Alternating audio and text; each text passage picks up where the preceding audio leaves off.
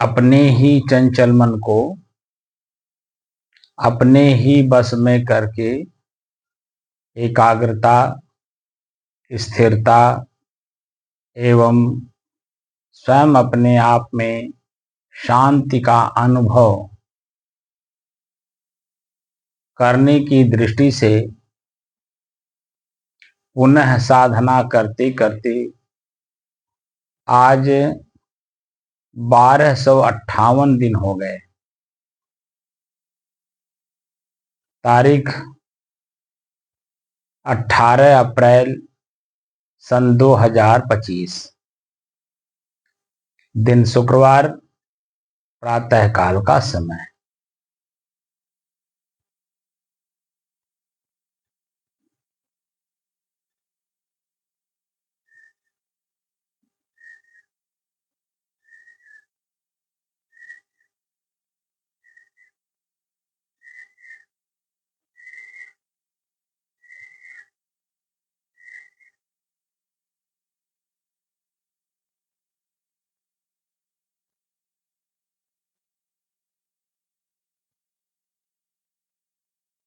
हम अपने ही श्वास को क्यों देख रहे हैं,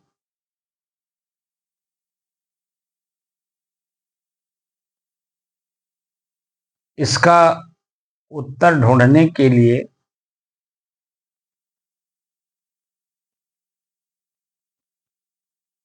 हम अपने ही श्वास को इसलिए देख रहे हैं कि श्वास को जब हम देखते हैं तो श्वास हम सभी प्रकार के कर्मों को रोकने के बाद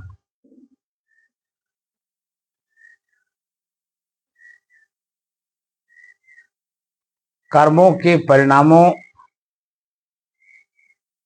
को बंद करने के बाद हम अपने श्वास को देख रहे हैं या अभ्यास कर रहे हैं, इसलिए कि कर्म करते समय भी हम अपने श्वास को देख सकें। क्योंकि अभी जो हम लोग अभ्यास कर रहे हैं कर्म बंद है। देखिए, आंख देख नहीं रहा है, कान सुन नहीं रहा है, नाक सुगंध दुर्गंध नहीं ले रहा है, पैर चल नहीं रहा है, हाथ कुछ कर नहीं रहा है, लिंग के द्वारा कोई क्रिया हो नहीं रही है। तो चंचल मन को इसी श्वास पर एकाग्र, स्थिर और शांत करने में थोड़ा आसानी हो रही है। लेकिन यह आसानी जब हम रेगुलर रूप में ले लेते हैं तो कर्म करते समय जब हम अपने श्वास को देखते हैं, पहली बात तो कर्म होते समय हम श्वास को नहीं देख पाते। जैसे अभी जब हम आंख खोल दें और आंख बाहर की तरफ देखने लगता है तो यही मन अपने श्वास पर केंद्रित नहीं रह पाता है। वो जो सामने आंख के सामने जो दृश्य पड़ रहा है, मनोवृत्ति उसी पे चली जाती है, अपने श्वास को देख ही नहीं पाता। और जैसे ही मन आंख के विषय रूप पर पड़ता है, अपने आप को मान लेता है कि ही मैं हूं। और जैसे ही अपने आप को मानता है तो वो कर्म क्या कर रहा है, उसका परिणाम क्या है, क्या आएगा, वर्तमान में मेरे शरीर पर उसका क्या असर पड़ रहा है, मेरे आंख के ऊपर क्या असर पड़ रहा है, भीतर क्या असर पड़ रहा है, शरीर पर क्या पड़ रहा है, मांसपेशियों में क्या पड़ रहा है, दिल की धड़कन पे क्या असर पड़ रहा है, कुछ पता नहीं चलता है। इसीलिए सदगुरु कबीर कहते हैं, दुख में सुमिरन सब करे, सुख में करे न कोय, जो सुख में सुमिरन करे तो दुख काहे के होय। जब हम किसी घटना दुर्घटना में फंस जाते हैं तब भगवान की याद आती है, ईश्वर की याद आती है, अपने से ऊपर कोई सर्वशक्तिमान है जो मेरे से कर्म करा रहा है। इस तरह की भावनाएं सामने प्रकट होती हैं और दोष अपने ऊपर न लेकर के उस भगवान के ऊपर लगा देते हैं जिसको हम अपने से अलग मानते हैं कि उसने ऐसा करा दिया।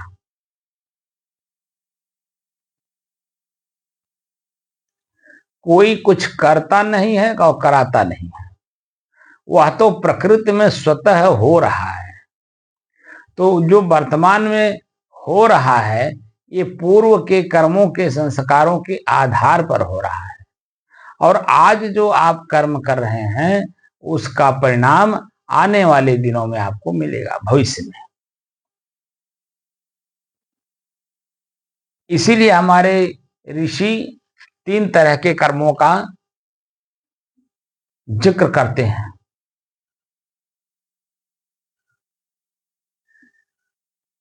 क्रियमाण कर्म, प्रारब्ध कर्म, संचित कर्म।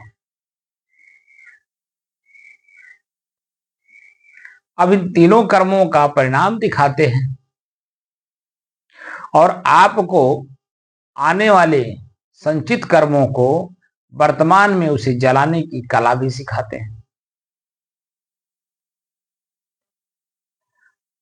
जैसे बीज है गेहूं का, वो प्रारब्ध में आता है कि पहले था तो आज है। क्रियमाण जो वर्तमान है उसे जलाया नहीं गया, भूना नहीं गया, तो आने वाले दिनों में जैसे ही अपना एनवायरमेंट पाता है, अपने अनुकूल वातावरण पाता है, वैसे ही देखिए तुरंत अंकुरित होने लगता है। लेकिन जब उसे भून दिया जाता है तो किसी भी प्रकार का उसके अनुकूल वातावरण मिल जाए लेकिन वो अंकुरित नहीं होता है। गेहूं है लेकिन भुना हुआ है, क्योंकि वह वातावरण पाने के बाद भी वह अंकुरित नहीं होता है। तो जो संत हैं वह अपने वासना रूपी बीज को भून दिए हैं। अब भून करके अपने आप में वर्तमान में बिल्कुल शांत चित रहते हैं।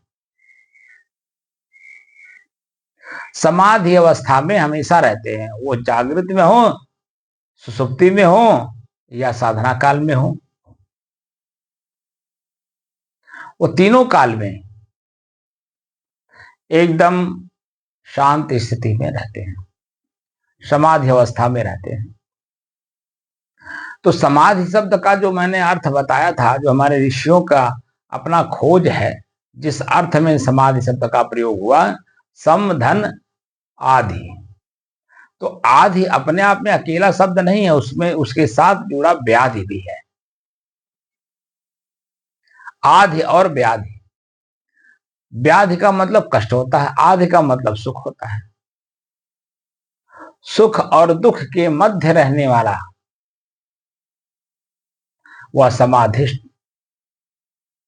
समाधिष्ट है। और समाधिस्थ जो रहता है वह एकदम नॉर्मल रहता है। बड़ी से बड़ी घटनाएं उसके सामने हो जाए फिर भी वह घटना उसके ऊपर असर नहीं डाल सकती है, ना अच्छे के रूप में ना बुरे के रूप में।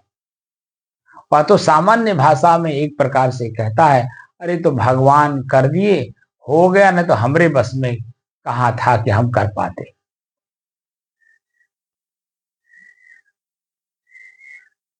तो भगवान का मतलब प्रकृति, और प्रकृति में अपने आप में सारी घटनाएं हो रही हैं। उन घटनाओं को हम अपने अनुकूल जब पाते हैं तो कहते हैं सुख मिला, आनंद मिला, परमानंद की स्थिति आई। लेकिन अपने ही उसी घटना को जब देखते हैं, अपने विपरीत पाते हैं, तो उसको हम आनंद परमानंद की स्थिति के बजाय दुख और पीड़ा अपने अंदर में ले लेते हैं।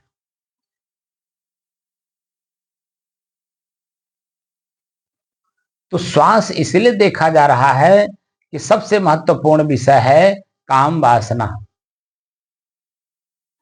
क्रोध, लोभ, मोह, राग, द्वेष या अन्य इनके जितने भी क्रियाएं हैं या इनके सदस्य हैं, उनके सामने पड़ने पर हमारे श्वास की स्थिति कैसी होती है उसे देखने के लिए।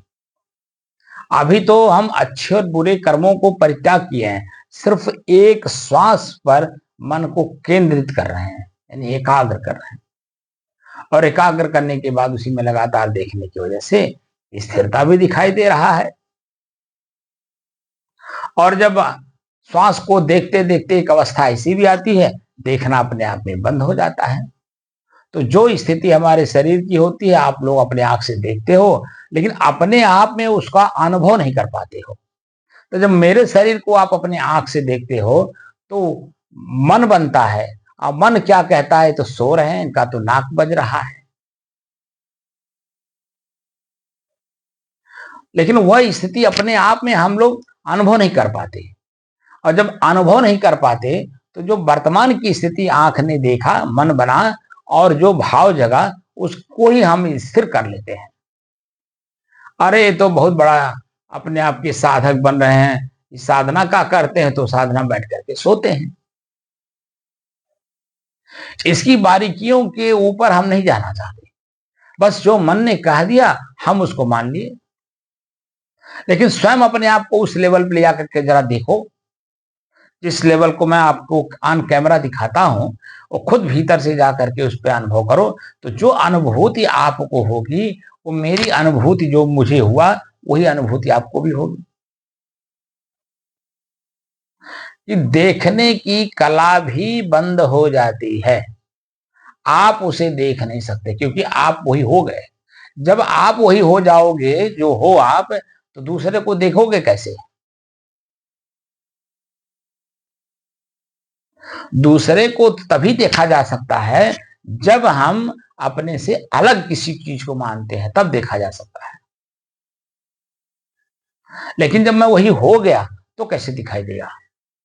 वो दिखाई नहीं देता है, और महसूस भी होता है। अब महसूस भी नहीं होता है क्योंकि आप वही हो गए, क्योंकि महसूस करता मन अलग हो गया, और अलग की चीजें जो होती हैं वह दिखती हैं, लेकिन जब हम वही हो जाते हैं तो दिखता नहीं है।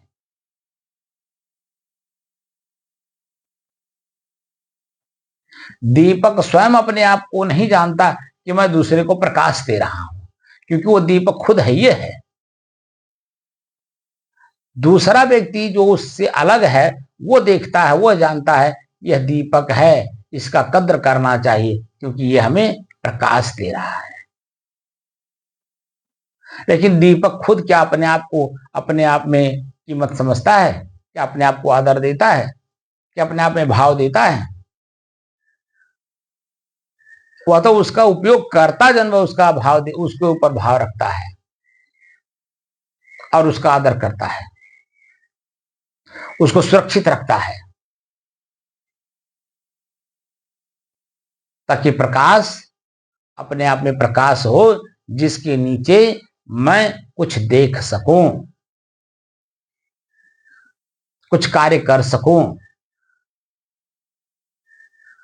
कुछ मैं लिख सकूं, पढ़ सकूं। क्योंकि प्रकाश नहीं है तो मैं कुछ नहीं कर सकता हूं।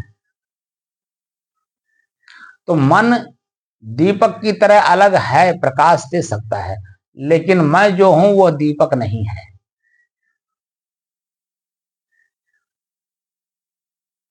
मैं स्वतः अपने आप में एक दीपक हूं, और अपने आप का जब दीपक जल जाएगा तो निश्चित तौर पे बाहरी सब कुछ छूट जाएगा, क्योंकि मैं दीपक खुद हो गया। दीपक अपने आप की तुलना प्रकाश से नहीं कर सकता, क्योंकि खुद ही प्रकाश स्वरूप है। ऐसे ही जब मैं अभी चेतना में हूं, तो चेतना प्रकृति का गुण है, दूसरे को सिखाने, पढ़ाने, जनाने में लगा हुआ हूं, बोल रहा हूं, तो मेरी चेतना चल रही है। आपका आंख देख रहा है कि साधना में है, आंख बंद है, अब मुंह से बोल रहे हैं, साधना की बात बोल रहे हैं, तो कान लगा के सुन रहे हैं, मन से समझ रहे हैं कि ये क्या कहना चाह रहे हैं। लेकिन मैं अभी जब अपने आप में हो जाऊंगा, आपकी आंखें देखेगी कि मेरा शरीर बिल्कुल शांत है, जीभ बोल नहीं रहा है, आंख देख नहीं रहा है, कान सुन नहीं रहा है, मन बन नहीं रहा है, तो मन में कोई चिंतन नहीं हो रहा है, ना चिंता का विषय हो रहा है, ना चिंतन का विषय हो रहा है, वो दोनों से परे हो गया। तो क्या हो गया? वही जो अपने आप में है वो अपने आप में हो गया, वही हो गया वो। तो स्वतः अपने आप में जब मैं वही हो जाऊंगा तो मुझे ये नहीं ज्ञान होगा कि मैं सो रहा हूं तो सामने वाले के ऊपर बुरा असर पड़ेगा। सामने वाले पे क्या असर पड़ेगा, मुझे क्या फर्क पड़ता है? मैं जो हूं मैं हो गया अपने आप में वही। अब वो ऑन कैमरा हो या ऑफ कैमरा रहूं, किसी भी स्थिति परिस्थिति में आप रह सकते हैं, आप अपने आप में। और प्रतिदिन प्रतिक्षण आप हैं भी, लेकिन ये जो बाह्य चीजें आपके ऊपर हावी हो गई हैं वह दिखाई देती हैं कि मैं ही हूं। हमारे ऋषि इस पर जब खोज कर रहे थे तो उन्होंने हर पहलू पे ज्ञान इस पर खोज किया। तो एक उदाहरण दिया स्फटिक पत्थर का। स्फटिक पत्थर अपने आप में स्वतः स्वच्छ है, निर्मल है, निर्द्वंद है, कुछ नहीं उसके अंदर में, विकार रहित है, सूक्ष्मदर्शी है, पारदर्शी भी है। वह अपने आप में बिल्कुल ही पारदर्शी है, स्वच्छ। लेकिन जब उसके सामने कोई फूल या कोई रंग पड़ता है तो वह उसी तरह से दिखने लगता है। ऐसे स्वयं आप अपने आप में स्वच्छ हो, निर्मल हो, निर्द्वंद हो, निष्फिक्र हो, पारदर्शी हो, सूक्ष्मदर्शी हो, लेकिन जो मिलावट आपके अंदर में आ गया है यह आपको अपने आप में जाने नहीं देता है।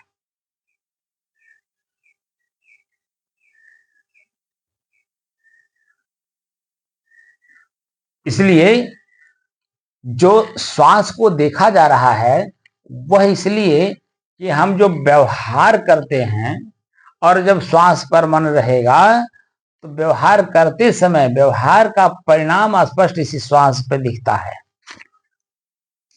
एक 3 तरह के कर्म आपके होते हैं। उत्तम कर्म में आपका श्वास सामान्य रूप से चलता है। मध्यम कर्म में आपके श्वास की गति हल्की सी तेज हो जाती है, और निम्न कर्म में तो आपकी श्वास की गति इतना तेज रहती है कि वहां आपका मन भयभीत रहता है, अपने श्वास को देख नहीं पाता। और भीतर से कितना भयभीत रहता है ये स्वतः आप अपने कर्मों को जब पढ़ते हैं, देखते हैं, समझने का प्रयास करते हैं तो आपको खुद महसूस होता है। यहां तक कि हमारे निम्न से निम्न कर्म जब हो जाते हैं तो हमारे ही श्वास पर अपना कमांड नहीं रह जाता है, अपने ही सामने देखते देखते हमारे श्वास की स्थिति बदल जाती है। जिसको हार्ट पे प्रॉब्लम कहते हैं, ब्रेन हेमरेज कहते हैं। आपके सामने ही सब कुछ होता है, लेकिन आप अपने ही कर्म को, क्योंकि पहले से आपने अभ्यास तो कर नहीं रखा है, इसीलिए तत्काल उसका जो परिणाम आपके सामने आता है आपके शरीर पर उसका असर पड़ जाता है। आप जिंदा हैं, कुछ देर बाद आपके शरीर का ट्रीटमेंट कर दिया गया, डॉक्टर ने आपको दवा दे दिया, सुई लगा दिया, इंजेक्शन लगा दिया, आपका ऑपरेशन भी कर दिया, स्टंट लगा दिया या बाईपास सर्जरी कर दिया या कुछ कर दिया, तो जिंदा तो है। लेकिन मन से अपने आप से पूछिए कि जो घटना घटी थी वो किस कारण से घटी थी? तो निम्न कर्मों के कारण हुई थी। तो निम्न कर्मों के कारण जो आपने परिणाम देखा, अब उत्तम कर्म को करके देखिए कि उस समय की आपकी स्थिति कैसी बन रही है। तो जब उत्तम कर्म करने लगते हैं तो देखेंगे कि आपके मन की स्थिति धीरे धीरे धीरे धीरे धीरे धीरे सामान्य हो जाती है। मन में प्रसन्नता रहती है, उत्साह रहता है, उमंग रहता है, साहस रहता है, काम करने की क्षमता बढ़ जाती है। लेकिन जब निम्न से निम्न कर्म करते हैं तो आप खुद अपने आप में भयभीत रहते हैं, क्योंकि आपको खुद पता चल रहा है, भय बताता है कि मैं कर्म नीचा कर रहा हूं या ऊंचा कर रहा हूं या मध्यम कर रहा हूं। ये आपके कर्म की स्थिति आपको ऊपर स्वयं हावी रहती है। इसलिए श्वास की गति उत्तम कर्म करने पे सामान्य रहता है, मध्यम कर्म करने से हल्का सा तेज हो जाता है।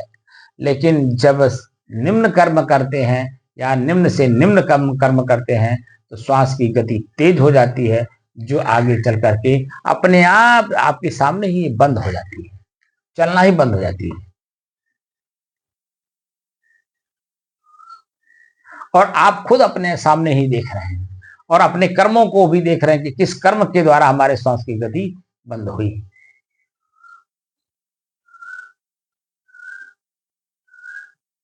तो असामान्य स्थिति को सामान्य बनाए रखने के लिए ही अभ्यास कराया जा रहा है कि विषम से विषम परिस्थितियां आपके सामने आए, लेकिन आपके शरीर पर और आपके मन पर उसका कोई असर ना दिखाई दे।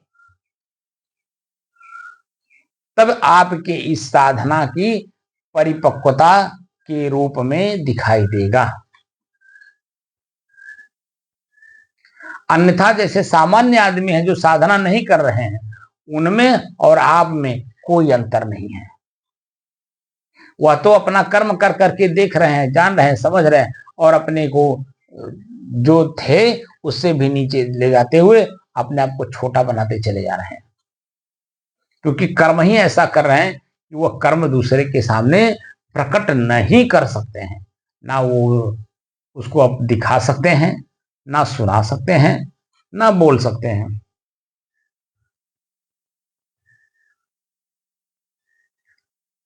इसलिए अपने ही कर्म को सुधारने के लिए हम अपने श्वास को देख रहे हैं। और जब कर्म सुधर जाता है, जो सुधरने के बाद आपकी स्थिति बनती है, उसको भी देखने, जानने, समझने के लिए हम अपने श्वास को देख रहे हैं।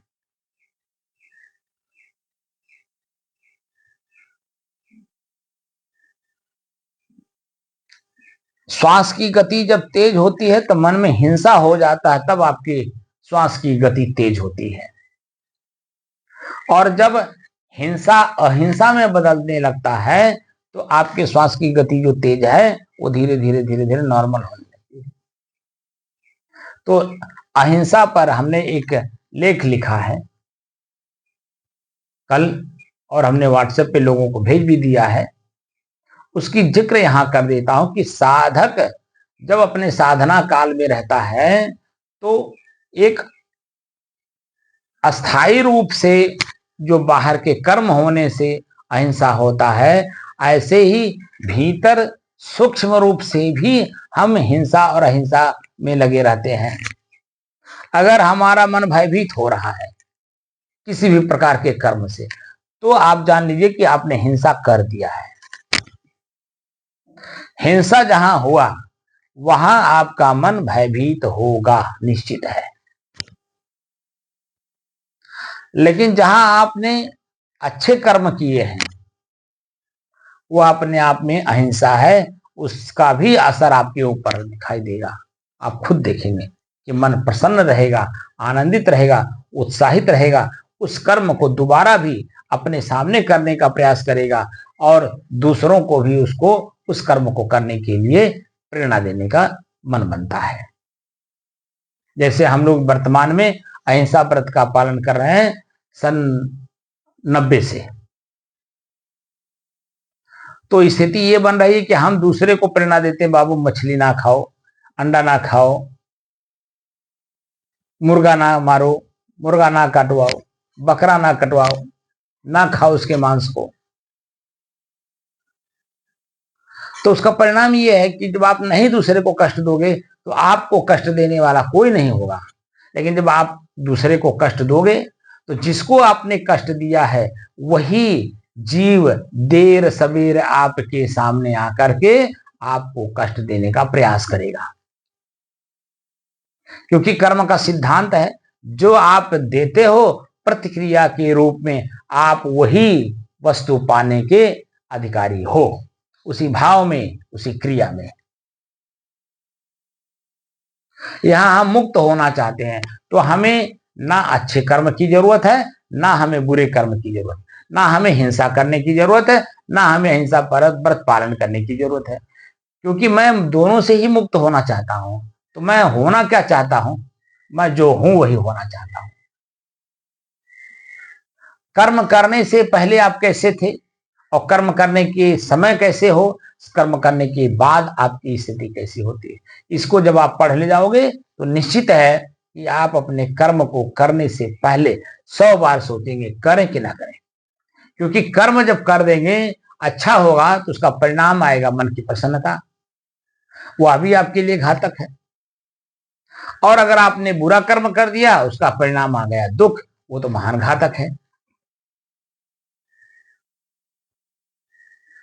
आप जो हो उस स्थिति में ना अच्छे कर्म रहने देंगे और ना बुरे कर्म रहने देंगे। इसीलिए दोनों कर्मों को त्याग करने के बाद जो आपकी अपनी खुद की स्थिति है, तत्वदर्शियों ने यही दर्शाया कि जो आप तत्व हो वही बन करके रह जाओ, बाकी किसी की जरूरत नहीं है। ये तो मिलावट जो चीजें हो गई हैं उसमें आप अपने को देखते हो तो लगता है कि मैंने बड़ा गलत काम किया, और जब अच्छा काम हो जाता तो कहते हो मैं किया, बुरा हो गया तो कहते भगवान ने करा दिया। लेकिन दोनों के मध्य की जो स्थिति है वह तो न कर्म करने के बाद कुछ दिखाई नहीं देता। कर्म करने के पहले जो आपकी शांति की स्थिति है, कर्म करने के बाद नहीं रह जाती। तो हिंसा हम कहां कहां करते हैं, किस रूप में करते हैं और उसका परिणाम क्या देखते हैं, उसको जानने के लिए हमने जो लेख लिखा है, थोड़ा सा प्रयास करता हूं आपके मस्तिष्क को उन चीजों को देने के लिए जिससे आपका मन मस्तिष्क हमेशा पीसफुल रहे, यानी शांत रहे, कर्म के बारे में सोचे ही नहीं, कल्पना करे ही नहीं, इच्छा जाहिर ही नहीं करे। क्योंकि जैसे ही इच्छा भीतर से होती है, आपकी जो स्थिति खुद की है उसमें परिवर्तन दिखाई देने लगता है, इच्छा करते ही।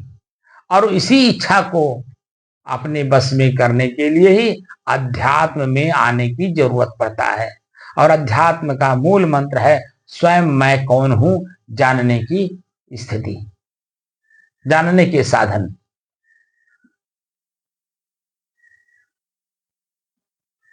तो साधन का जब हम प्रयोग करते हैं तब हम जान पाते हैं कि आखिर मैं हूं कौन।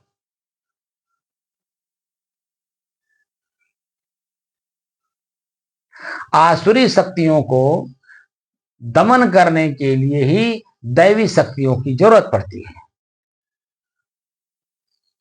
और जब दैवी शक्तियों को आप दमन कर देंगे तो आसुरी शक्ति अपने आप आपके ऊपर हावी हो जाएगी।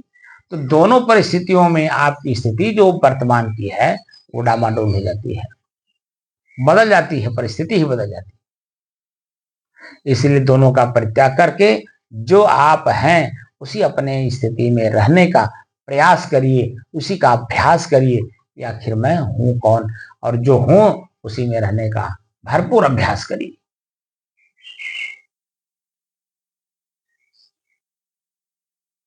कैवल्य दशा ही आपकी अपनी दशा है। आप कैवल दशा का मतलब होता है केवल अकेलापन रह जाना। तो वहां भीड़ कुछ रहेगी नहीं, ना अच्छे के रूप में, ना वहां दया होगा, क्षमा होगा, संतोष होगा, धैर्य होगा, विचार होगा, गुरु भक्ति होगी, नम्रता होगा, कोमल, कुछ नहीं हुआ। और दूसरे काम क्रोध लोभ मोह राग द्वेष की स्थिति भी नहीं रहेगी। तो जो आपकी स्थिति है वही रह जाएगी।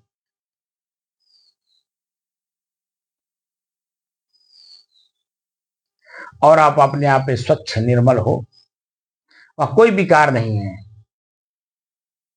ना अच्छे के रूप में विकार है, ना बुरे के रूप में विकार है।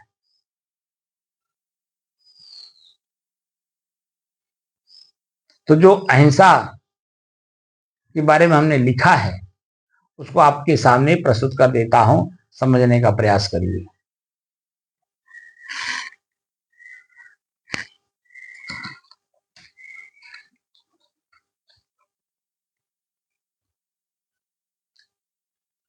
अहिंसा को अकर्मण्यता या कायरता समझना भारी भूल है।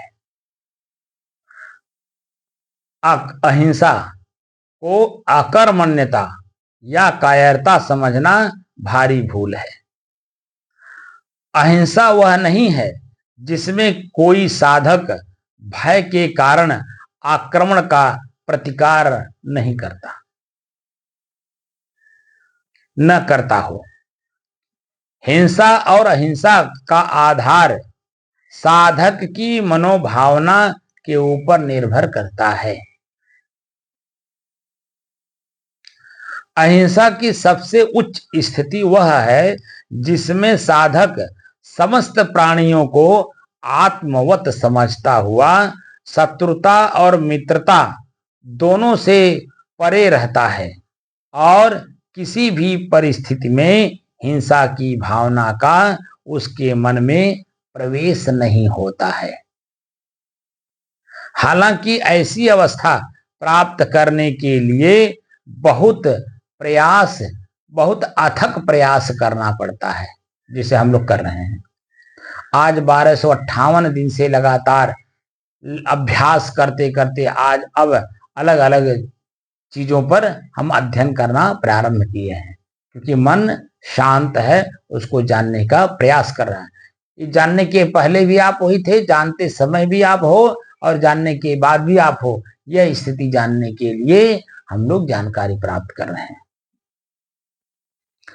हिंसा और आक्रमण अस्त्र शस्त्र और विचारों दोनों से होता है। हिंसा और आक्रमण अस्त्र शस्त्र और विचारों दोनों से होता है। वैचारिक आग्रह का शस्त्र इतना तीखा होता है कि वह बहुत गहरे वार करता है। हिंसक हमला करने वाला आक्रांता कानून की नजर में अपराधी होता है, किंतु किसी के प्रति घृणा फैलाना, उसे मानवीय अधिकारों से वंचित करना तथा मानवता के दर्जे से नीचे उतार देने का प्रायश्चित किसी दंड से नहीं हो सकता है।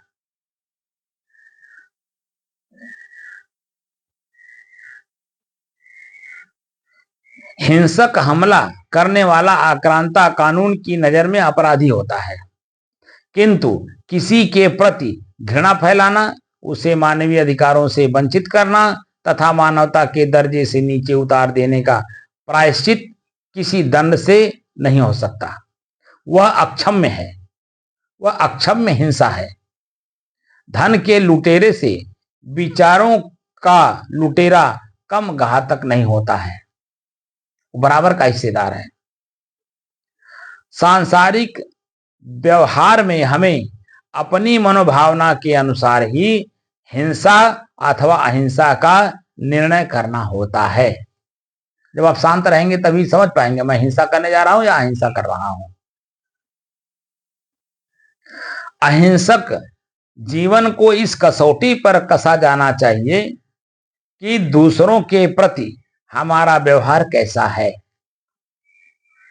अहिंसा का अर्थ अन्याय या हिंसा के प्रति मौन नहीं है।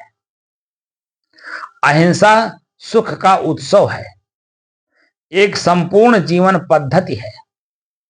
अंतरराष्ट्रीय समस्याओं को आज अहिंसा के माध्यम से सुलझाने का प्रयास हो रहा है।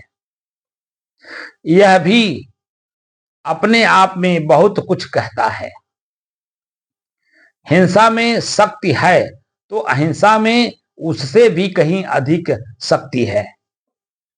विश्व की व्यवस्था बनाए रखने में सबसे अधिक अवदान अहिंसा का है। विषमता की गहरी खाई को पाटने वाला जीवन सूत्र है अहिंसा।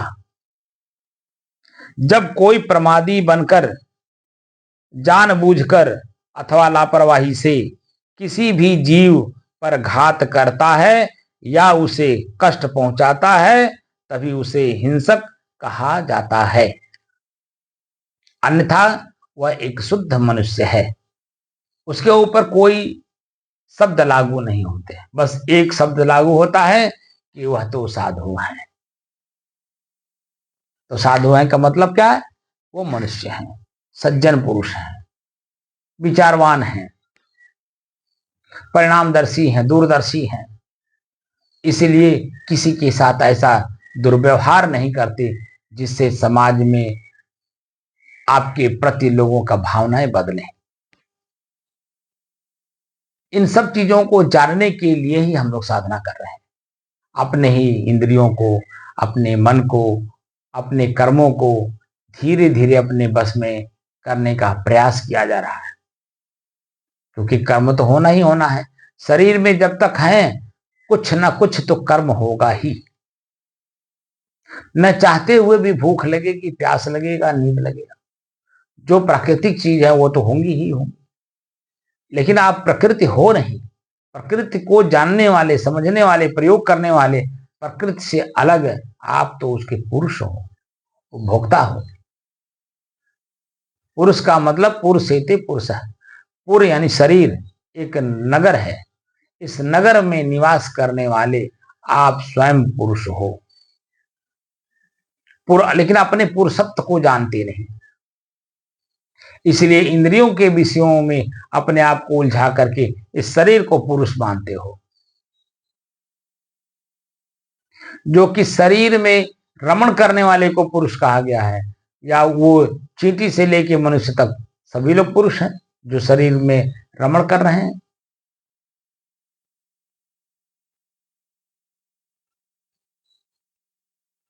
तो अपने ही श्वास को हम इसलिए देख रहे हैं कि ताकि मैं अपने आप के कर्मों को पढ़ सकूं, जान सकूं, समझ सकूं, करना है कि नहीं, या उसे रोक करके अपने आप में स्थिर रहना है कि नहीं। इन दोनों स्थितियों परिस्थितियों को देखने, जानने, समझने के लिए साधना कर रहे हैं। और इसी साधना में ही आपकी बहुत बड़ी भलाई है, क्योंकि मानव शरीर में है। आप अपने कर्म को बदल सकते हैं या मिटा सकते हैं, या अपने आप में अपने आप को जैसा है वैसा हो करके रह जाएंगे। रह जाना भी आप ही इसी शरीर से ही संभव है। जब तक आप इस शरीर में हैं, आप कर्म को बना करके जन्म मरण के चक्कर में भी पड़ सकते हैं अच्छे बुरे के रूप में, और कर्म को मिटा करके यही अपने आप को इसी शरीर से मुक्त भी कर सकते हैं। अब आपके ऊपर निर्भर करता है कि आप चाहते क्या हैं। जो चाहना है उसी अनुरूप आपके कर्म होना है। मुक्त होना है तो इन कर्मों को रोकना होगा। अगर मुक्त नहीं है, होना है, तो अच्छे बुरे कर्म तो अपने आप समय समय से होते रहेंगे। जैसे हो रहे हैं, जैसे सबके हो रहे हैं, वैसे आपके भी होंगे। तो आप में और सामान्य लोगों में कोई अंतर दिखाई नहीं देगा। बस खाली कपड़े का, टीका चंदन का, विचारों का अंतर भले दिख जाएगा, लेकिन जो आप हैं उस स्थिति में न जाकर के बल्कि कर्मों की स्थिति में चले जाएंगे जहां आप दिखाई देंगे। और कर्म को परित्याग करेंगे तभी अपने न देखने वाली स्थिति में आप जा सकते हैं। आप स्वतः अपने को नहीं देख पाएंगे, लेकिन हो सकते हैं वही। और अगर आप देखना चाहते हैं तो अभी मैं अपने श्वास को, अपने वाणी को विराम देता हूं और श्वास को देखते हुए मैं अपने आप में चला जाऊंगा। मेरे शरीर की स्थिति आप देख सकते हैं कि मैं किस स्थिति में हूं, लेकिन मैं स्वयं जो हूं उसकी अनुभूति आप नहीं कर सकते, क्योंकि बाह्य इंद्रियों का जो संस्कार है वो आप देख रहे हैं। आंख देखेगा संस्कार बनेगा। सम सहकार, सम माने बराबर, सह माने वह, कार्य माने कृति।